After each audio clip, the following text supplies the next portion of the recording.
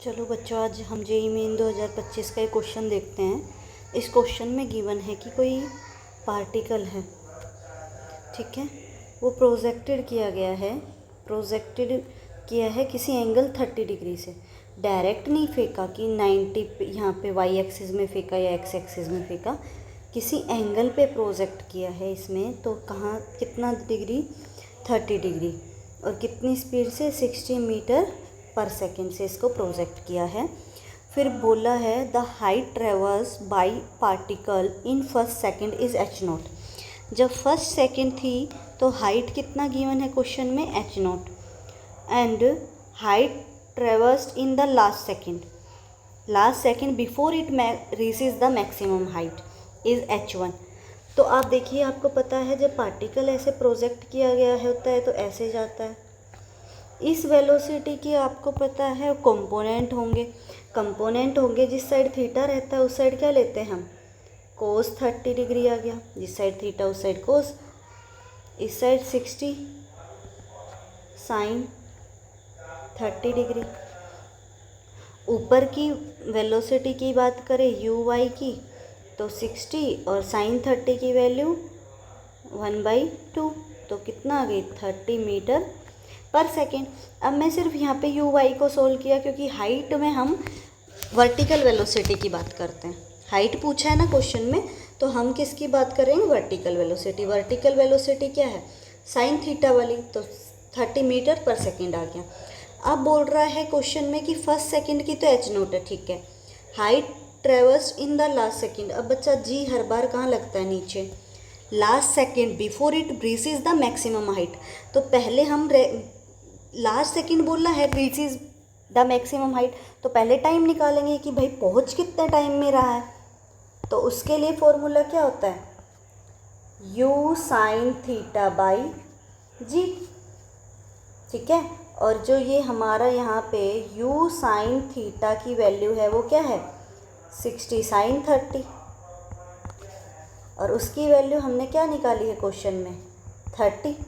इसमें पुट करूँ तो u साइन थीटा की वैल्यू क्या है? u इनिशियल कितना है? 60 गिवन में है ना। u कितना है? 60, पर कितना एंगल से? 30 है। साइन 3, तो कितना आ गया टाइम? 3 सेकेंड। तो लास्ट सेकेंड कौन सा है इसका रीच करने का? 3 सेकेंड है। तो पहले h1 निकाले, h नोट, तो ये होगा ut क्या है? 30 minus half G T square, T की वैल्यू क्या है? 1, तो कितना आ गया h नोट? 30 माइनस 5, तो h नोट की वैल्यू क्या आ गई? 25, ठीक है। फिर पूछ रहा है जब इसकी हाइट h1 है, कब?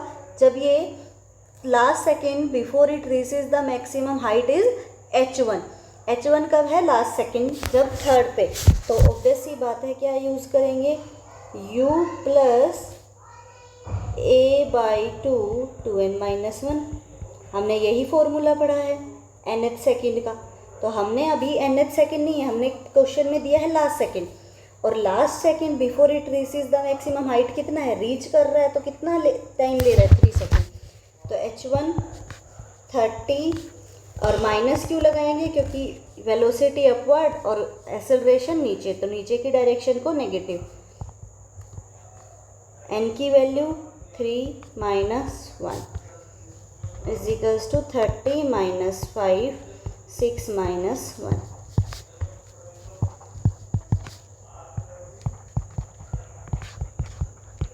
5 मीटर। ये कितना आ गया? 25 मीटर।